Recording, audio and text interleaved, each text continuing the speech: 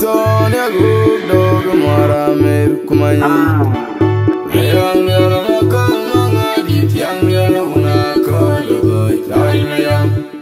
ayang ya majirwa ma oga ko kumu wate kalam lo akwen baran ya umaku udayenu ya wate ading marong yin ajam kun kwai chubi dono ma mi ajam walanai sono re ma bun makat kuma buboy awuda un magolu aye sona u kuma du asone de we yonya yam de gola me aye yo ya yorunda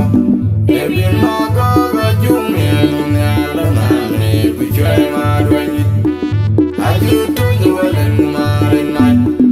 alera mo ya ne ma jom ma ja wa che kwata jolo lo ma kera la me yeru na to go ter kama ngai lo na re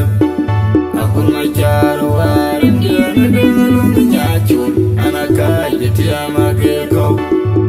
me ya ne ala ka mo nya diar ku ton ma ulu akor ma ti amin ko ga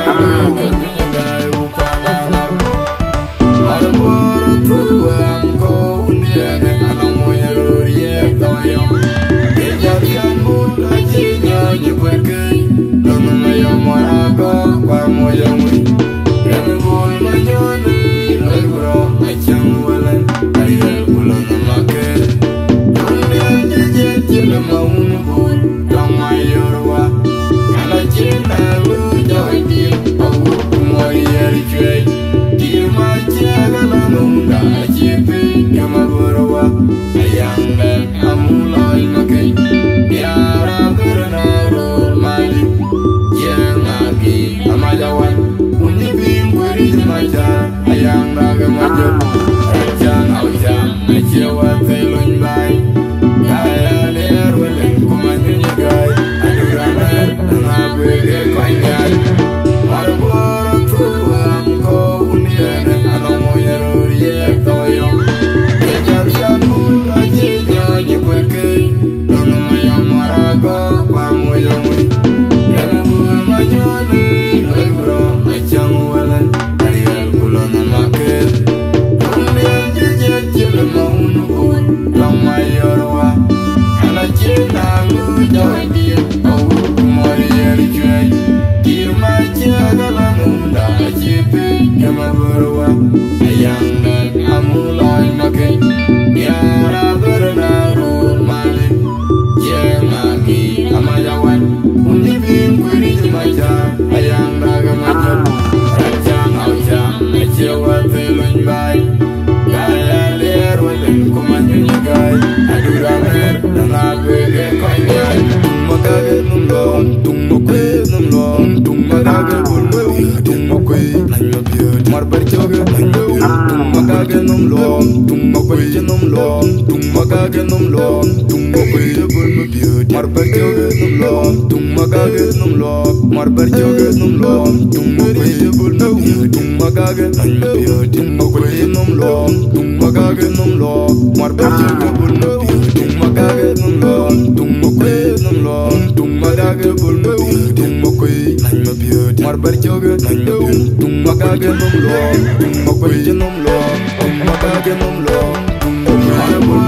mo bi am ko ni ene ana mo nya ro ye to yo ye ja kan mo ra ji nya ni kwe ke no ma ya mara go kwa mo ya mu em bul ma nyo ni lo bro a cham wala ari el kulo na ma ke ji le ma un bul ta ma yor wa ana ji na lu jo di o mo ye ri chwe di ma che ga la nu da